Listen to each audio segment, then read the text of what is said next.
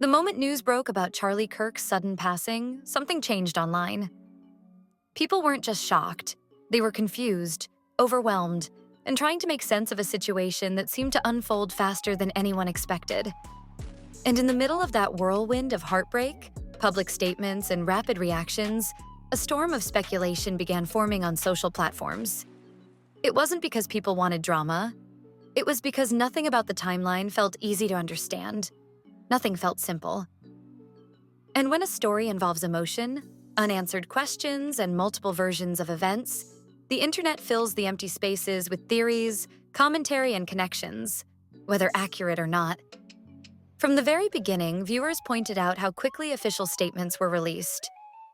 For some, it felt like every detail was wrapped up before people had even processed what happened. That alone sparked thousands of comment threads asking what was missing, what wasn't being said, and why the entire situation felt like a puzzle with a few pieces out of place. And almost immediately, the online discussion began circling around Erika, Charlie's widow. Not because the public hated her, but because she was suddenly placed at the center of a tragedy with a spotlight brighter than anyone could handle. Her memorial speech was the moment everything truly ignited. Some people said it was powerful, brave, and composed. Others said it felt rehearsed, too polished, almost like it had been prepared long before anyone expected a moment like that. That contrast in reactions created a divide. And the comments rolling in weren't small or scattered. They were emotional, loud, and deeply conflicted. People weren't accusing her of anything. They were reacting to the tone, the delivery, the timing. Whether fair or unfair, it created a cloud of tension that only grew with every new detail released publicly. What made things even more intense was that public figures began weighing in too. When Candace Owens made statements hinting that aspects of Charlie's situation felt strange to her, everything exploded again. She didn't give specifics. She didn't make claims. But she asked questions, pointed questions, that aligned with what countless viewers were already thinking. She implied that something about the circumstances didn't sit right. She suggested the public wasn't being told the full story. And she spoke with a tone that felt serious enough to make people believe she knew more than she was willing to say out loud. Whether that was her intention or not, it pushed online speculation to an entirely new level. By this point, people weren't just discussing timelines. They were scrutinizing them. Words like inconsistent and unclear kept appearing in comment sections. The internet began collecting screenshots, statements, interviews, posts, anything that showed the timeline from different angles. People noticed how some details didn't match. They pointed out how reactions from various individuals seemed emotionally out of sync.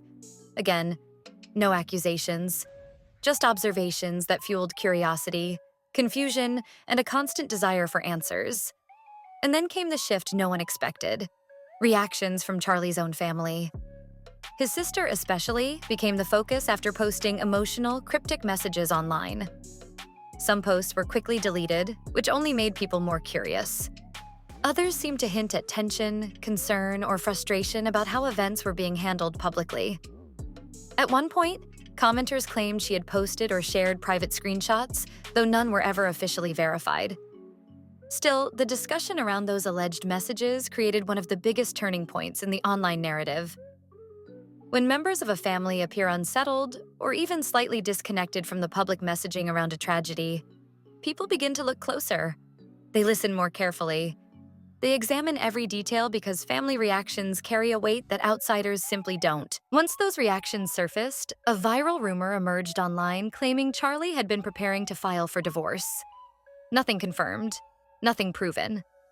But the rumor spread rapidly because it connected to earlier speculation about emotional distance and behind-the-scenes tension.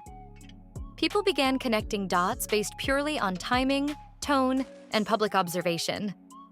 That's how conspiracy-style theories work online. They grow from a combination of unanswered questions and emotionally charged moments. The next wave of speculation came from alleged journal pages that appeared anonymously on social media. They were blurry, unclear, and impossible to authenticate. Some people believed they were real. Others called them fake. Others simply weren't sure. The pages referenced stress, pressure, confusion, and feeling misunderstood. Nothing specific, nothing incriminating, but enough to send online theories spinning in a dozen different directions. The timing of the posts, more than the content, was what made them so controversial. They appeared during peak public tension, which made them feel either very real or very convenient, depending on who you asked. At the same time, viewers began analyzing Erika's online presence. There were days she posted highly polished content, almost like everything was continuing normally. There were days she went completely silent. Then she'd return with carefully crafted messages that felt purposeful, but controlled. Some people interpreted this as emotional coping. Others saw PR influence. Others thought she was simply trying to protect her peace. The problem was, every break in consistency created more questions, and in situations like this, the internet often interprets silence as meaning something, even when it doesn't.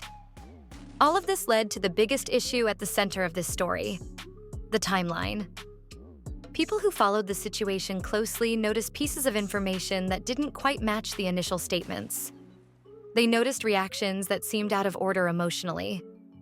They pointed out that different individuals close to Charlie shared details that overlapped in some places, but contradicted each other in others. Whether those contradictions came from grief, confusion, or the chaos of a tragic moment didn't matter. The public still saw them as gaps in the story. And in the world of online commentary, gaps always become theories. Those theories, as they stand today, fall into a few major categories. None of them proven, all of them circulating because the public feels unresolved. The first is the idea that Charlie and Erika's relationship was experiencing private challenges, which supporters and critics interpret in completely different ways. The second centers around the belief that emotional pressure and reputation management played a bigger role in their lives than people realized. The third focuses on the idea that the official responses surrounding Charlie's passing felt rushed or overly coordinated. The fourth revolves around the belief that Candace Owens knows more than she said publicly. And the fifth theory highlights the visible tension between Erika and members of Charlie's family. Whether any of these theories hold truth or not is something no one online can determine.